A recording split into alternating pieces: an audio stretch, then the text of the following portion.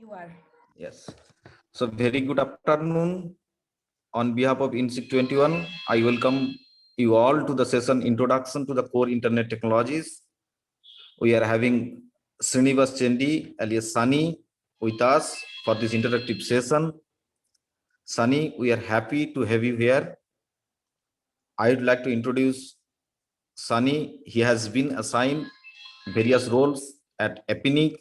Presently, he is a senior advisor of policy and community development and liaison officer for the South Asia region. I personally have been associated with him for last few years.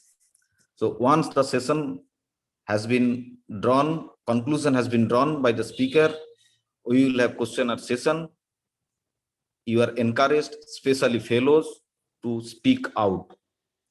While you are not speaking, please put off your microphone and you may put your questions in the chat box or raise your hand.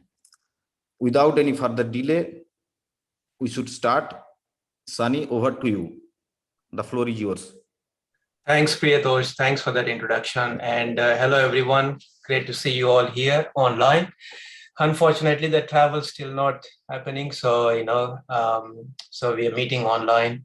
And if this was a physical conference, I would have had some role plays because I like to do the role playing instead of the presentations, PowerPoints. How many minutes I have, Priyatosh? 25, 30 minutes? Or 30 minutes. 30 minutes. Okay. Now, before I start, if anyone want to take a quick break, bio break or whatever you call it, go for it, and then we can start the presentation. So I'm happy to give a couple of minutes from my time for you guys, because I do understand sitting in front of the computers, for hours, you want to get up and stretch and, take a break for a while. Do that. 2-3 minutes, just whoever wants to, take a bio break or want to just stand up and stretch, just do that. And then I'll start my presentation. And in the meantime, if you have any questions for Joyce and Samiran, they're still in the room here. I see them. I see they're actually answering your questions in the chat. Take the opportunity, a couple of minutes that I'm giving to ask any questions if you still have them.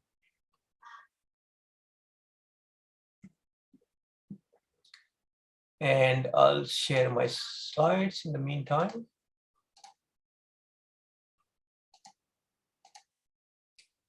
Can anyone say you can see the slide?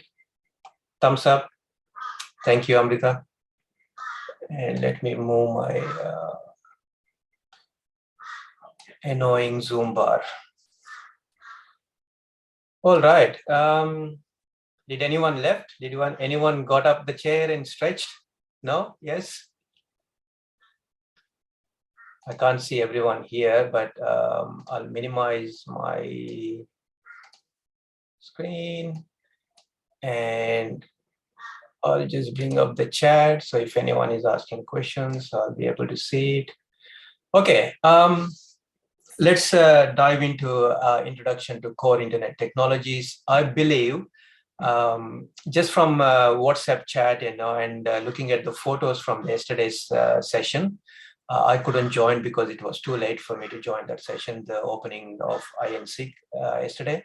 But looking at the program and looking at the photos that was shared on WhatsApp group, I believe some of you may have already know what the core technologies are, or at least some of those speakers may have mentioned why in their presentations. And also just the session before, Joyce and Samiran and Raj also discussed some of them.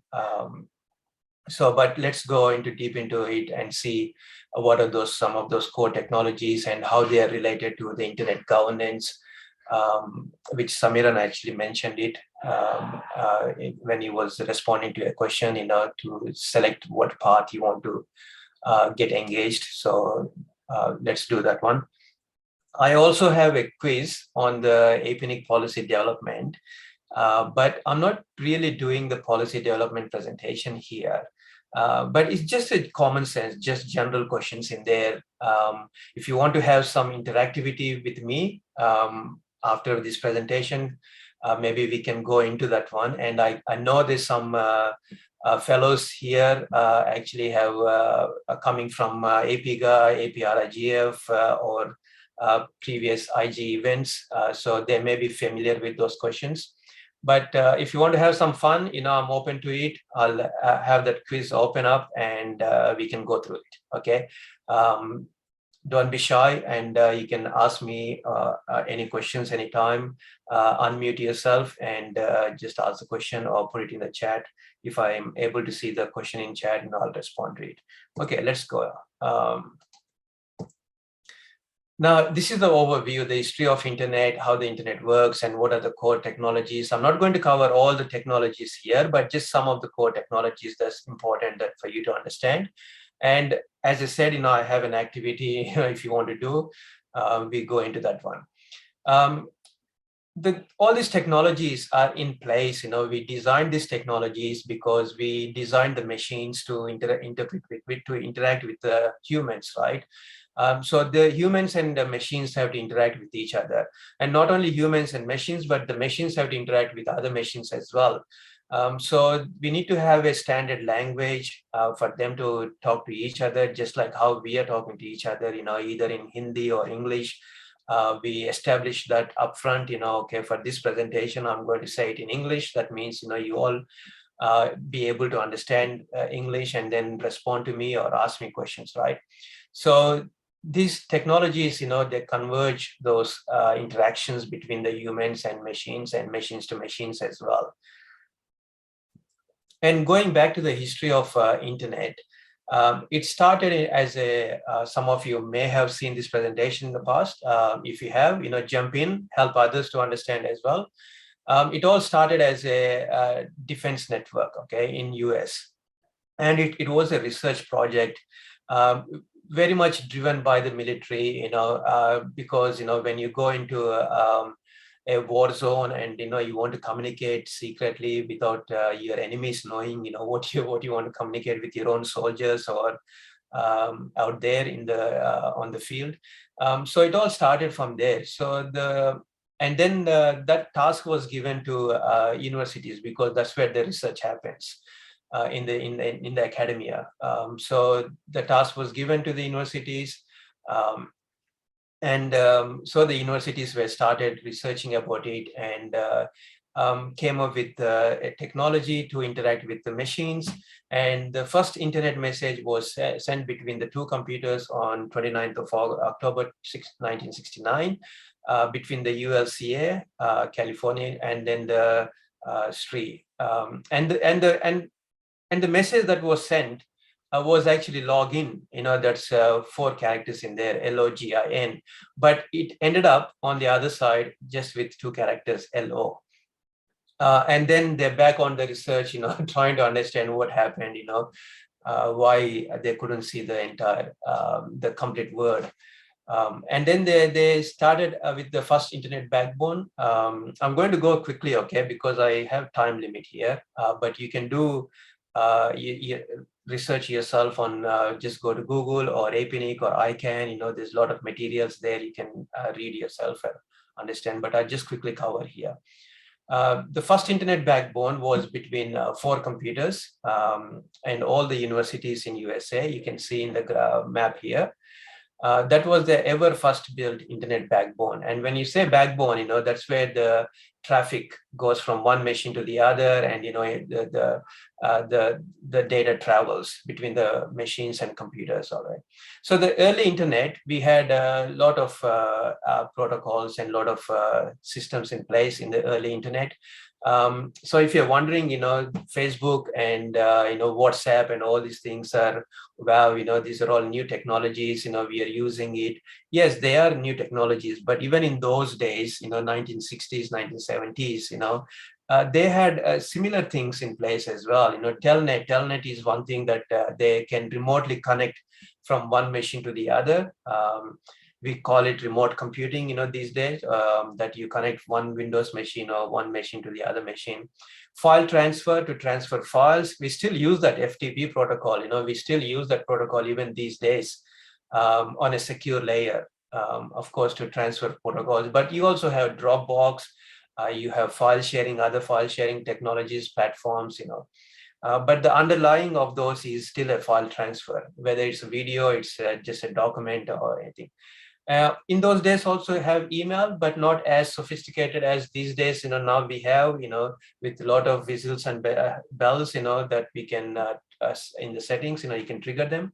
But they do have email, they did have email and they did communicate with each other. And the social media at that time was Usenet groups, news groups. And you can see in the image there, they had various news groups. So if you're interested in any of those news groups, you join the news groups, and that's how you would have interacted with that particular group, not with everyone else, but just whoever is in that group, whether it's regarding computers or humanities or anything, just like how we create WhatsApp groups these days, for every event, or on Facebook, you create groups, if you're having an event, or a topic.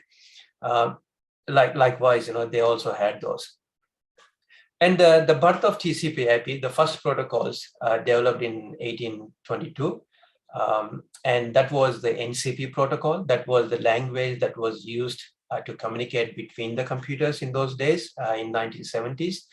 And the interconnecting computers use that language, to talk to each other. Okay. In 1970s, there's about 15 sites were interconnected. And you can see in the map there, all the universities, mostly in US, and it's called ARPANET, Advanced Research Project Network. And then later, the NCP was not scalable, so they wanted something different, something simple, something different to make the computers talk to each other, something standard as well, so that means everyone uses the same, instead of having different technologies talking to. But we did have some different technologies that in olden days, the IBM used to have one, and Dell used to have one. They had different technologies to talk to, but then they all concluded that we should use one technology for the computers to interact with each other, and that was the TCP/IP.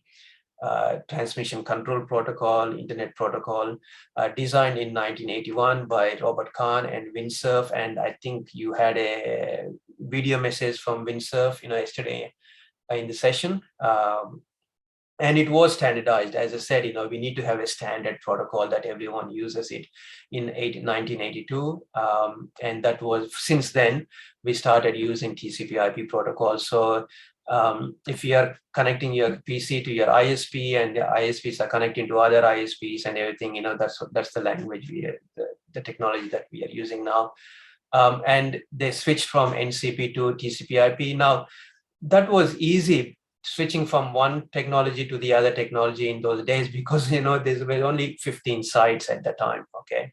But just imagine if you want to do that now, where millions of computers are connected to each other. If someone come up with a new technology for computers to talk to each other, it will take ages. First of all, they have to actually agree on that technology to make it standardized. And then they have to switch from TCP/IP to that new technology. That will take ages because of the millions of computers connected to each other now. But in those days, it was, though it was a bit difficult, but they made it. And that first TCP/IP packet was sent on in 1983 between the computers, and that worked beautifully. So how the internet works, if I'm going too fast, you can stop me and ask. Thanks, Jay. There was a question in the previous session about autonomous systems and how many computers connect in an autonomous systems. Let's get into that one later on. But this is a cloud. Now we call the big internet as a cloud, and everything is connected to this cloud. You have mobile phones, you have cars, you have servers, you have laptops, you have even aeroplanes as well. They all connect to this big bubble, this big cloud, to communicate with each other, right? But how do they communicate with each other? They actually have to go through the routers, and the routers are the ones with internet service providers have in their network. So the communication happens from a device. If it's a satellite communication, it goes to the satellite, to the router. If it's a mobile communication, it goes to the mobile towers. You see mobile towers everywhere when you walk around in your cities, and then that goes to the routers again. These routers are the internet backbones. All these routers are connected. Every country, every economy, throughout the global, they're all connected. And we also have, you can see in the image here, we have satellite connections, we have mobile connections, we have cable connections as well. The infrastructure that underground, or over the head, where we have copper or fiber networks running to your houses or businesses. They all, regardless of how we connect them, wirelessly or wired, they all have to go through these routers. Okay. Now, the devices have IP addresses. Joyce covered a little bit on this one. The blue ones are the IPv4, the green ones are the IPv6. And the devices use IP addresses, whereas the routers use autonomous system numbers. Autonomous system numbers are like a postcode. If you want to write a letter to your, not an email, a snail mail to one of your friend in other city, the last part of the address, you use postcode or pin code, that's how they identify where that has to go, that post office they identify. So in this technology, AS number actually is identified, the router is identified by that AS number. So from a device to the router, it's IP addresses. The device remembers where that IP address come from. And between the routers, they then communicate with over the AS numbers. That's how they identify between each other, which router it is. Again, there's a lot of mechanism that involves in this one to identify where this IP address is and identify which router actually is connected to that IP address and send that packet to that. And it all happens very quickly on the routers. The routers are connected 24/7 to the internet, and they churn packets. That's how they do. So let's talk about couple of core technologies here. One is internet protocol. The other one is routing and domain names, that Samiran mentioned. So the internet protocol was designed by Windsurf and Bob Kahn in 1980s. A well-known set of rules and standards. I already talked about it. Devices on the internet, they are identified by the numbers. I just said that one. Okay. Now, when I say numbers, there's IPv4, IPv6, and AS numbers. There's 3 set of numbers. Okay, not just IP addresses. And all these numbers are very unique, just like our mobile phone. Okay, we don't have duplicate mobile phone numbers anywhere. I have my own number, you have your own number. So IP address, IPv4, IPv6, and AS numbers, they are unique. That means there only one device is used by that number only, not multiple devices. So the data is sent over the internet in discrete packets. So you might write a long email to your friend, okay, to someone, okay, but that long email or attached a document, everything, they actually, when the router receives that, what are AS numbers? AS numbers are, okay, just hang on to that question. I have a slide on that one, okay, I'll go into that one. So these long emails or whatever you're sending or receiving, they actually the routers, they take that information and then they make it bite-sized. Okay, they chop them in, they make it packets, small packets, and they know, they're very intelligent. They know which packet belongs to which, so they know the appending and the packets, which packet connects to which one when they send. So when I send an email to you, say, I sent a one-page email to you, they go into small packets. But when you receive that entire one page, that means the routers, they put together everything again back to you and they deliver to you. So these packets are sent from source to destination. So if I'm sending to you, I'm the source and you are the destination. Now the source have an IP address, the destination have an IP address. Okay, but you don't, when you type email ID, you don't type the email ID. So if I'm sending an email to you, I don't really type your IP address in the toolbox. I actually type your email ID in the toolbox because I don't know what IP address you're using. And we come to that one later in the presentation, okay? But just remember for now, it's the IP, okay? The source have an IP, destination have IP. When an email goes, they know what IP to IP, and they deliver the packet. Now, this is the IP version 4 and IP version 6, how they look. I'm not going to go too detailed in this one, okay? That requires the entire half an hour session or 40-minute session to actually go into the protocol.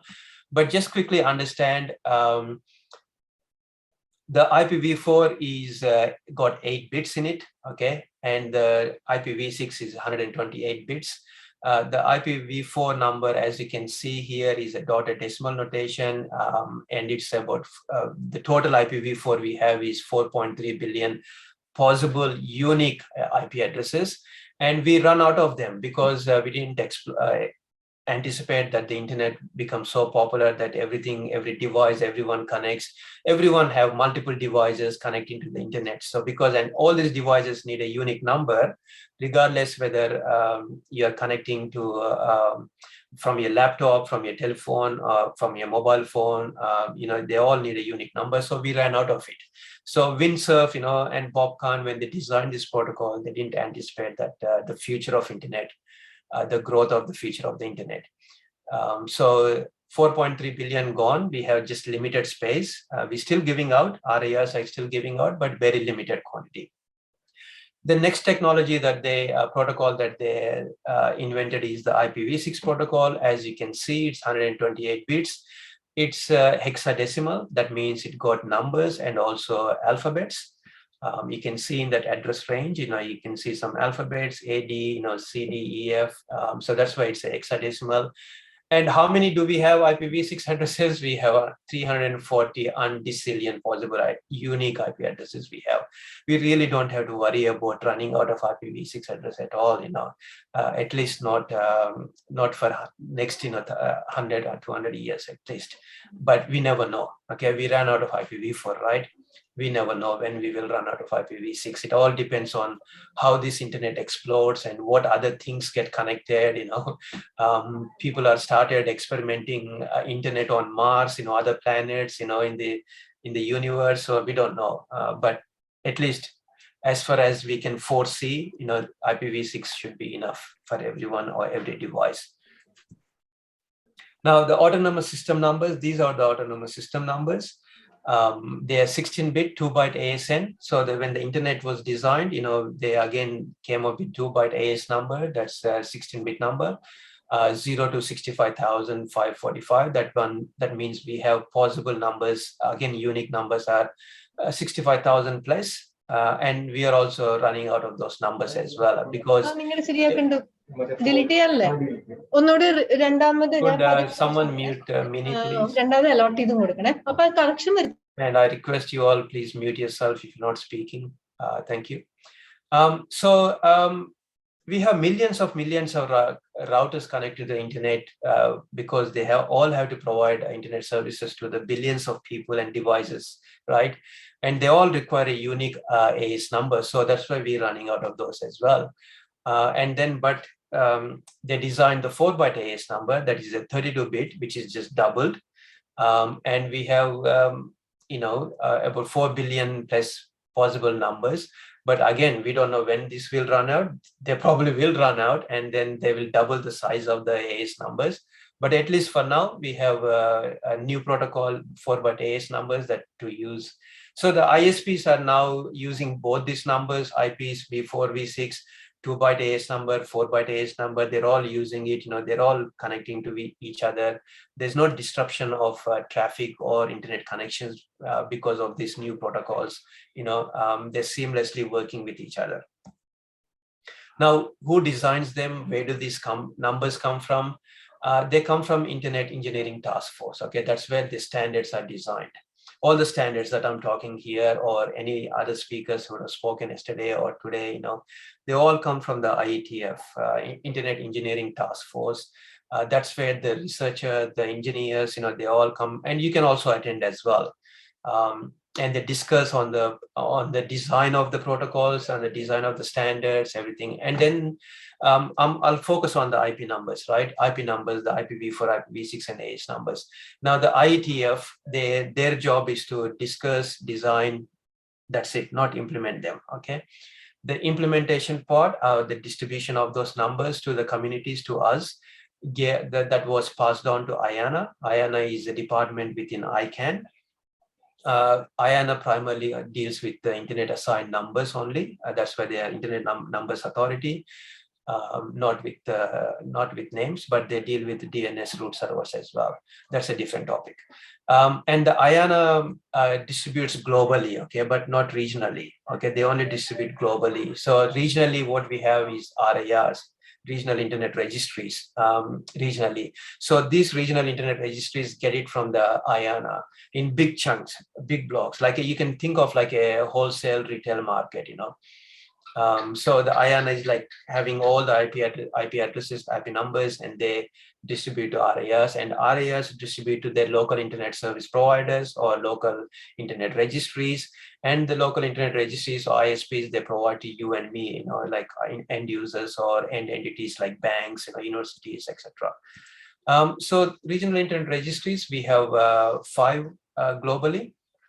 RIPE NCC for Europe, ARIN for America, LACNIC for South America, AFRINIC for African region, and we are in the Asia Pacific. That's APNIC, the light blue color. APNIC region, we serve already. Joyce already mentioned. I'm just reminding that again, that we serve 56 economies in the Asia Pacific, and you can see in the list, you know, on the slide, you know, what economies those are.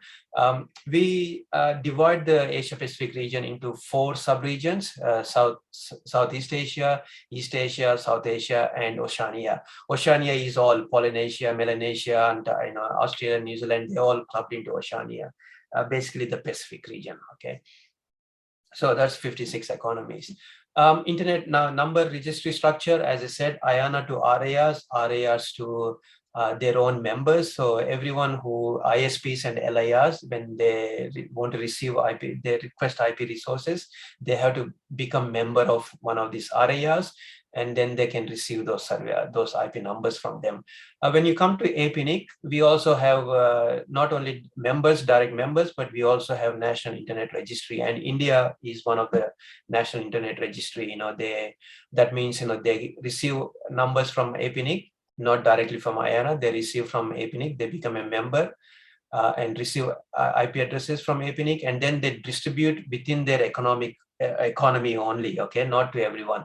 APNIC distributes IP addresses to all the 56 economies, right? Whereas in National Internet Registry, NIR can only distribute within that economy, within that geographic boundary. So for Indian NIR, they can only distribute IP addresses in India. They can't distribute IP addresses to Sri Lanka or Bangladesh. They can't do that.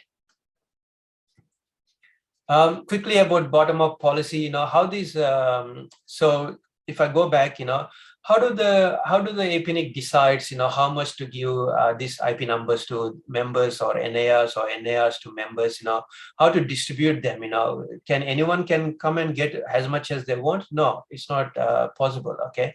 You need to have some policies in place, and that's the internet governance of numbers. In APNIC region, we have a policy development process, and this is where the entire APNIC community comes together and they discuss on the governance of IP addresses, the IP numbers, you know, how APNIC should distribute to these, to which member and to which member and how much, you know, etc., etc.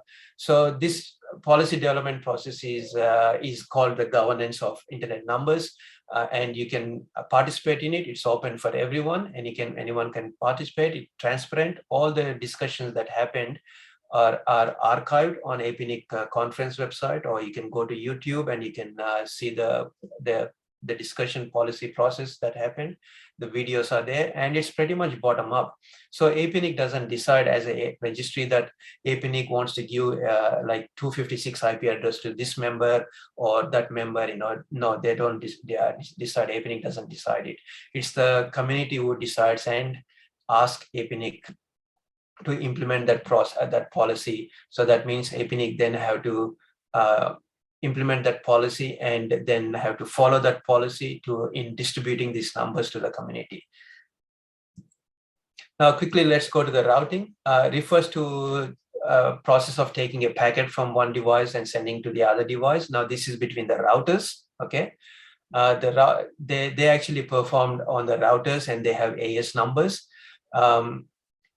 The routers also enables a user to access content stored on remote device as well. So what that means is, like for example, you go into Facebook, right? The routers are actually making you to go to Facebook and fetch the data to you, okay?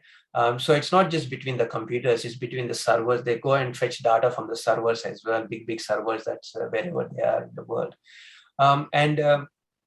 These packets, as I explained, they travel from routers, usually internet service providers, through the autonomous system, and then they reach the destination through the IP addresses.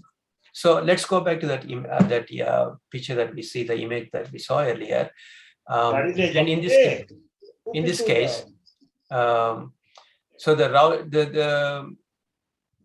the servers or the machines, they're sending packets, identifying themselves with the IPv4, IPv6, and the routers receiving that, and then they attach their AS number to that packet, and then they identify where it has to go, and then they send it they forward it to the other router. All these routers are neighbor to each other. They connect. And no matter how, whether you're sending an email from India to US or wherever, it has to go from one corner to the other corner of the world, they're all interconnected and they know quickly exactly which path they have to take, to reach that destination, to that IP address. So this is how routers communicate with each other, through broader gateway protocol. So the TCP/IP only plays between your system and to the router, right? To fetch the information. Whereas the routers also have their own language. The language they use is the broader gateway protocol between the routers only, and they actually connect from one router to the other router. So the question of how many autonomous systems, how many routers in an autonomous system, it really depends how large that autonomous system number here. For example, AS number, autonomous system number 1, have only 2 routers. Maybe that's ISP is a very small ISP, okay? So they probably only have 2. Whereas if you look at the autonomous system number 2 and number 3, they have 3 routers between themselves. And for example, if you take the Reliance Jio that Joyce referred for the IPv6 deployment in India, they may have hundreds of routers in their network, because they cover the entire India, right? So they may have a few routers for each city or few routers for each district, and they all converge at their backbone, in India, and then they go out. And it could be possible that Reliance Jio have few backbones in India, in major cities. Like one backbone could be in Delhi, one backbone could be in Mumbai, the other one could be in Chennai. They could have, and these backbones probably could be interconnected as well to each other. So it just depends on that question of how many routers in an autonomous system really depends on how large the network is. It could be just one router, or it could be multiple routers, depends on how big it is. There's also other technologies in place, internet exchange points. Again, India have few internet exchange points.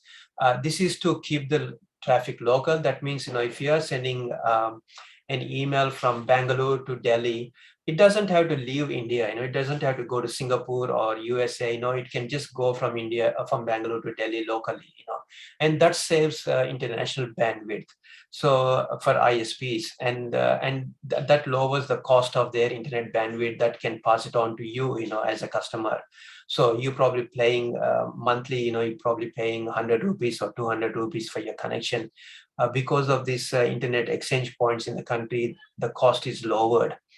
Otherwise, if I'm sending an email, I'm connected to Reliance and you're connected to Bharti. Say, for example, we both are in Delhi, and I'm sending an email from Reliance from me to you, and we both are in Delhi, but Reliance and Bharti, Reliance is connected to, say, for example, a backbone in Singapore, and Bharti is connected to a backbone in Europe somewhere. That means my email to you will go to Reliance, goes to Singapore, goes to Europe, goes to Bharti Airtel, and comes back, right? That means the ISPs have to pay this round Singapore, Europe, the cost for that to go there. But whereas if there is an IXP in Delhi, Reliance is connected there, Bharti is connected there, and the traffic just goes, my email just goes from Reliance to Bharti straight, okay? And the IXPs also help content players to come and put their content there. So for example, Google, have Google YouTube cache or Google cache, Facebook have their Facebook servers in India. So when you're interacting with Facebook users, you're actually, traffic is not actually going out of India, it's within that IXP, your traffic is, so that way the content players also can save money, by putting their content closer to where the users are. And that's how the a lot of content is now these days, it's all in the economies near the IXPs. The other one is public resource key infrastructure. This is to protect the communication between the routers. So, they can identify themselves, they can see this is not a hacker, this is a genuine traffic coming from this router. And they identify that with the RPKI, with the certification-based model. So when they communicate with each other, they also exchange the certificate to identify themselves. And the other router looks at the public key of that one and say, okay, yep, this is the router, a legitimate router, genuine router that I can communicate with. The way they do it is with ROAs. They create a route or origin authorization. So that means that router is authorized, that AS number of that router is authorized to advertise that IP addresses. We also have hypertext just a minute, transport protocol secure. Sunny, we just mute him. This is for communicating with the websites, especially these days, we are doing a lot of e-commerce, right? You're buying and selling on the websites, right? It's everything online. So we using HTTPS to secure the communication between the one system to the other system. So so the hackers don't get into that communication, they can't see what you're communicating or what you're interacting or what transaction you're making on the internet. So if I strongly advise, if you're doing any transactions, even simply, even if you're accessing any website, make sure the protocol is HTTPS, not HTTP, because there's still quite a lot of websites that's hosted on HTTP, but they're not secure, okay? They could be malicious. That means, when you visit them, they could inject cookies into your browser, into your laptop, inject virus into your in your laptops, and it's not safe. So always use HTTPS. Now the domain names is just like a big contact book. You all on your mobile phones, you have a contact book, like contact list. What do you have in the contact list? Quickly, someone can jump in on the chat. What do you see in your contact list? Good question. Why don't they have government websites? But my question, just the names. So when you create a contact, do you just put your friend's name? You put your friend's name and their number, right? So the domain name system is just that, just a big telephone book, it got every IP address and every name, like the domain name, okay? Domain name like ican.org or apnic.net. Then its IP address is listed in that book. What is the IP address of apnic.net? So it's listed, okay, 5 minutes, I'll wrap up. So when you write an email or when you browse internet, you don't type the IP address of that. But when you do it within your laptop or within your ISP, there's a DNS resolver. It's just a cache. Every time it receives an answer, it keeps it for a limited time. And when you want to go to apnic.net, it quickly asks the DNS, what is the IP address of apnic.net? If the DNS resolver doesn't know, but then it will go to the root server, the nearest one. In India, there's a lot of root servers, and the root servers will give you the IP address of the .net. That's a TLD, top level domain, because the root server doesn't know the IP address of apnic.net. It only knows the IP address of .net. And the .TLD server responds with the apnic.net IP address. and then the DNS resolver will pass that to you, and your laptop then goes to the finds the IP address of the apnic.net to the server and fetches the information. And then the DNS resolver will save that information for the next user to answer for a limited time. It has to go back to the root server after a month or a few weeks, to refresh itself. So that's how the names and numbers work. That's why we can't remember the IP address of every machine on the internet, but we remember sunny@apnic.net email IDs or the websites, by its name, but not by numbers. But the computers can't understand the name. They need to know the number where to send that data to. Okay, just quickly again, even in DNS, to stop the hackers hacking the DNS servers, we have DNSSEC security extensions. That means these DNSs identify themselves with the secure keys, so they know the traffic is coming from a legitimate server, not a hacker, and that's how they secure the communication between them. We also have other protocols, FTP, blockchain. I'm not sure if anyone is talking about blockchain, but that's a technology as well that we use bitcoins and etc. And it's used for the distribution. These days, the banks are also using for their transactions. We also have RTP now, the streaming that you watch Netflix or Zoom that we are now connected. It's a streaming servers, RTP. So those are some other technologies. I'll stop there. I don't want to go over my time limit. Happy to take any questions, or go back to the any slides, previous slides to take your questions. I'll stop it. I don't think I have time for the activities, so let's not do that one. But we have some questions. Happy to take those ones. Unmute yourself and fire away, please. Good afternoon. Okay, So my thank you, question Sunny. is, what is the status of software-defined networks? Like how much implementation is still pending, because it is a new technology and replacing all the routers with the SDN controller and devices. So it is also a new standardization and a new issue for internet governance. Sorry, I missed. I was trying to up my volume. I missed what technology you're talking about. I'm talking about the software-defined networks.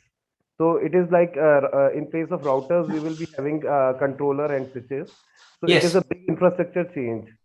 Yes, it is an infrastructure change, and that usually happens on the router side. The ISP is actually moving to SDN, which is software-defined networking, from MPLS and other networking technologies.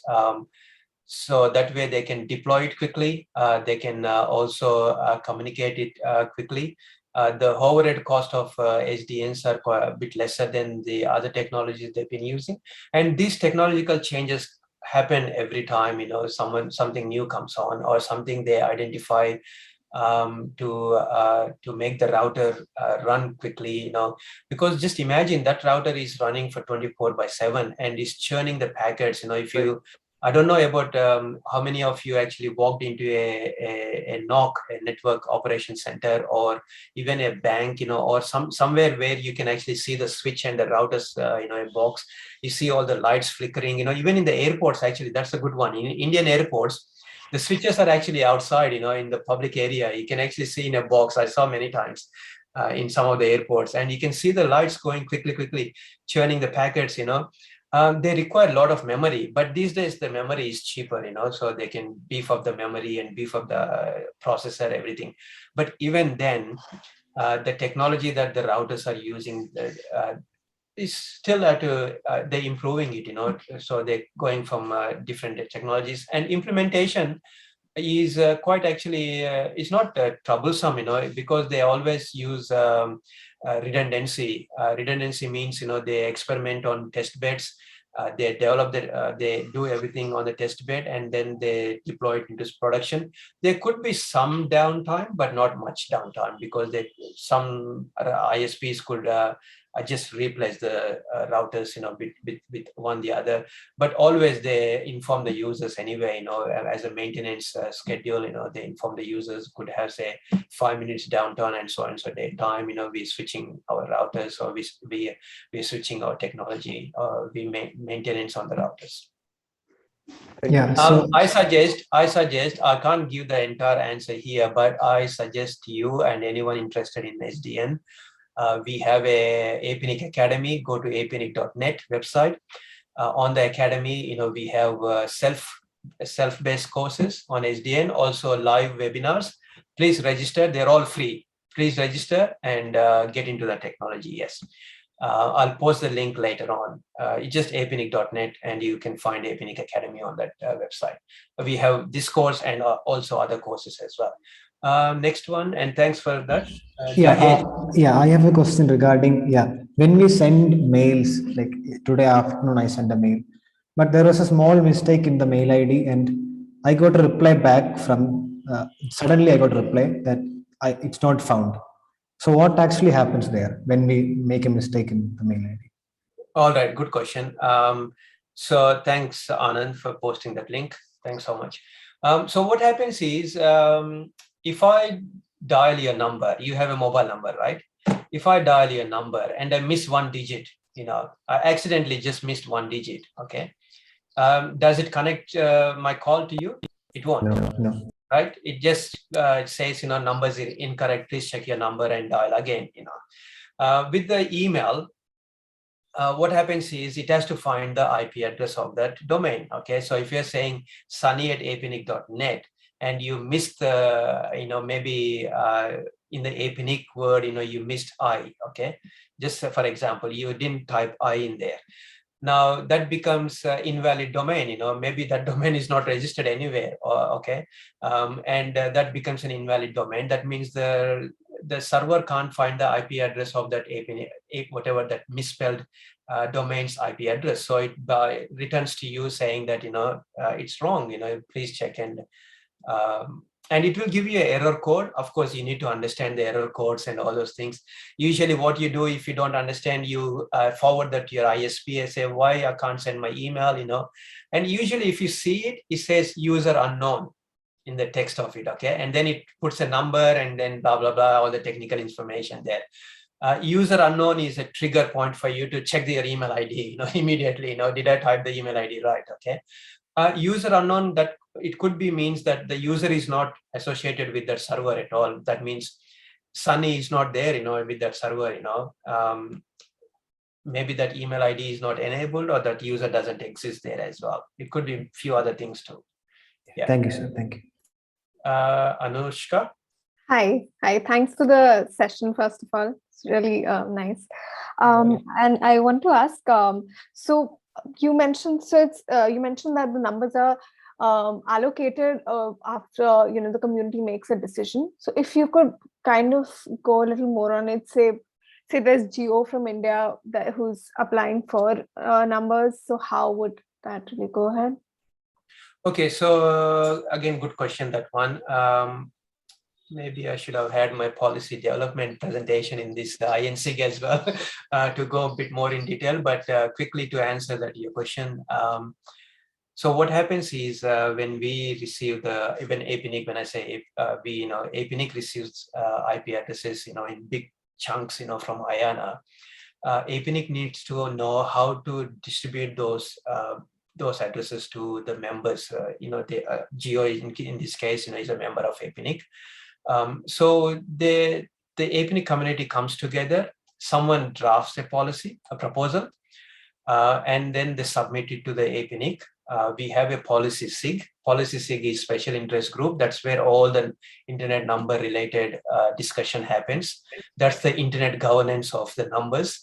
And this policy SIG happens at APNIC conferences, one in February and the other one in September every year, twice every year. And twice every year, all this community come together and discuss on the proposal. So the proposal could say, okay, APNIC should distribute this big chunk of IP addresses to individual ISPs. Maybe I'm not going to go into too much technical here, but let's say 1,000 IPs. If a member comes and requests, APNIC can only delegate 1,000 IPs to that member. But they will leave some flexibility in that, saying that if that member requires more IP addresses, then the member have to provide documentation, for example, what documentation could be routers, how many routers they have, because each router require, a certain number of IP addresses. So we can calculate based on that, how many routers times 2 times 3, then we can calculate, okay, we can say, okay, Geo do require more than 1,000 IP addresses. And now this community, they discuss all those various bits and pieces of proposals. So you may propose saying, 1,000 IP address to each member. When the community discusses, they say, no, 1,000 is too less. We should have 2,000 IP addresses for each member. APNIC should delegate it to each member. And so there's a lot of discussion happens, comments, and this happens for about, 5 to 6 week period. The proposal in the community get discussed around 5 to 6 weeks period. Even after it's presented at the APNIC conference, it get discussed again after the APNIC conference for another 4 years, so that all the communities agree on that proposal. And once it's agreed by everyone, yeah. Hello, sorry to interrupt. Actually, we are about to end this session. Just give me 1 more minute. Just wrap up this one, Priyatosh. Once everyone agrees, then the APNIC implements, and then APNIC will inform its members that, okay, if you require IP resources, this is how much you can get. And please refer to this policy. Now that proposal becomes a policy, and everyone have to follow that policy. So this one requires, again, a longer session. I can't just give a short answer to it, but yeah. Regardless who applies, whether Geo applies or whether a large member applies, a small member applies, we have to follow what's in the policy. If the policy says only give 1,000 IP resources to regardless whoever comes, then we can only give 1,000 IP numbers to regardless whoever comes and asks for us, request from APNIC. There was a question in the chat, DNS. I can take them later. Okay, yeah. Because the time is running out. I'll stay back and I'll answer those questions in the chat, or I'll point references to some links. Right. Thank you so much, Sunny. As in, we would definitely want a bigger session, but you know how things are. But if you could, Sunny is around for a few more minutes. In case you have any questions, you can ask him. We officially have a break for 6 minutes. Yeah, about 6 to 7 minutes. We have the next session at India time 3:45. But Sunny is around. If you are here, you can ask him the questions over chat, or Sunny, if you want to respond it also, you could do so. As in, the floor is yours, but they can take a break if they want. Yeah, so whoever wants to stay back, I'm here, let's address those questions before the break, before the next session starts. So I'm happy to yeah, if anyone has a question, you can ask. Sunny is here. But please take a break. You need to. Yeah, if you want to take a break, yeah. Yeah. Please take a break. You just stretch out. Just stand and stretch out. Take a walk and come back, because you're going to sit again for another at least 1 or 2 hours. We have a long session, but we really miss the face-to-face sessions, wherein you can have so much more fun in these sessions. With your games, every alumni speaks about them, Sunny. Really thank you. I'd like to throw one of the question, why isn't DNS centralized, to alumni. Now I see few people's name on my screen. They've been part of APNIC conferences, APRIGF, been fellows of many events. Who wants to take that question instead of me responding to it? And I see a lot of experts here as well. From different backgrounds. So who wants to take, why isn't DNS centralized? Or is DNS centralized or decentralized? Who wants to answer that question? Sunny, I think you can pick and choose. You have the liberty now. Don't want to do it. There's a lot of people in this room, who are experts, who work in Indian context as well. Don't want to pick a name, but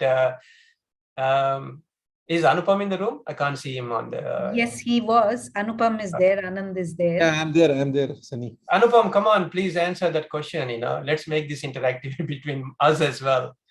Actually, I was taking advantage of the break. Okay.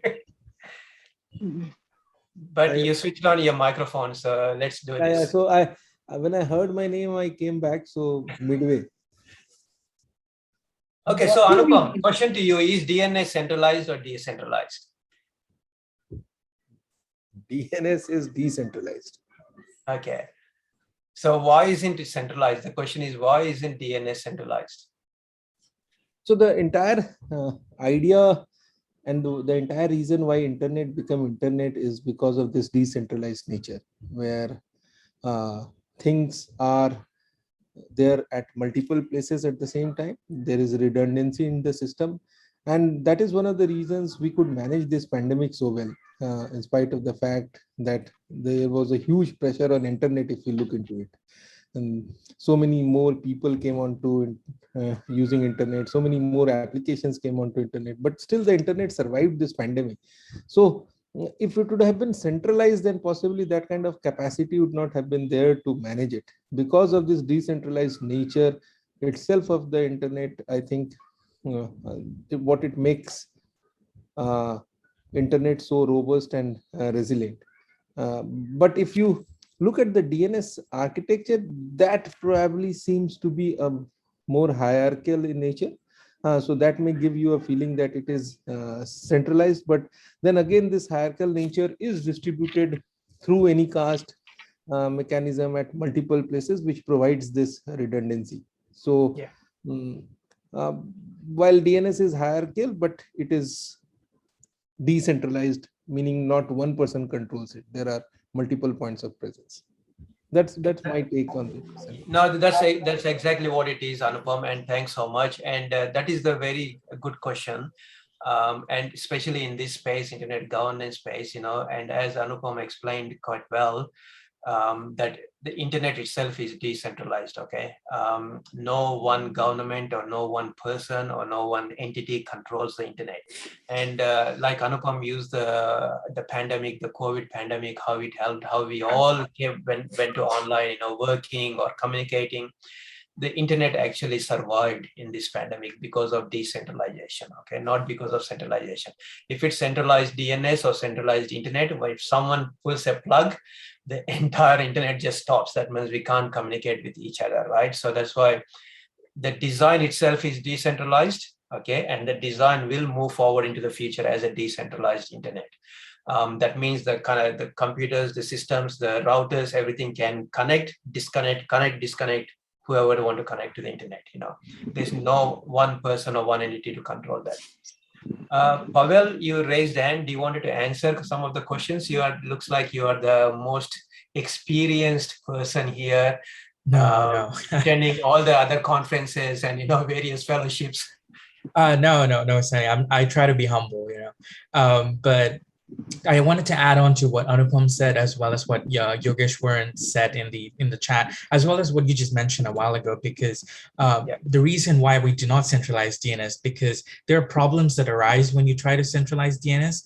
First, of course, being the single point of failure. So, if it just stops working at one point, we know that it's going to be a crazy time for everyone who is using the DNS. And of course, second being, there's a huge load of increase in the traffic volume. If we try to centralize the DNS, we know that people will not be getting to where they want to get at. Packets will not be sent because they'll be stuck in traffic. Thirdly, we talk about the distant centralized database. That is something that we need to consider if we ever try to centralize the DNS. And finally, the last thing being maintenance. So, as centralized DNS does not really scale because of the reasons I just mentioned, and a need to implement these DNS in a distributed manner. That should be our priority. And the DNS is distributed. It is a distributed system, and it is implemented, in a hierarchy of many name servers, and therefore the decentralized administration is achieved through delegation. And therefore, that's the reason why the DNS is decentralized and the way it should be. That's all I wanted to say.